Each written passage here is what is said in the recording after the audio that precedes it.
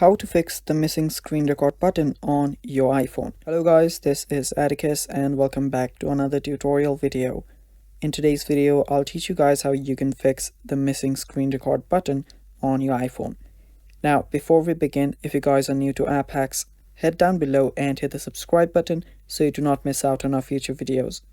Also press the bell icon so you get notified when we release our new videos. So now let's begin. So normally, iPhone has the screen record button on your control panel. As you can see, this is the screen record option. Now, if you do not find this button, is because you might have rearranged or you might have just not made this button available at your control center. Now, to change that or to add this button, what you'll need to do is edit your control panel. To do that, you should find an option called plus on the top left corner.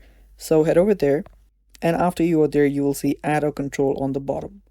Tap on add a control, and after you tap on it, you should find the screen recording right around here.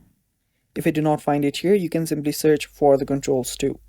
So after you find the screen recording option, simply tap on it and you can add it here. Now you can just place it wherever you want, wherever is more efficient for you. And after you've done that, you can simply cancel this.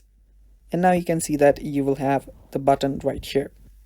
And it's that simple, guys. That is how you can add the missing screen record option on your iPhone.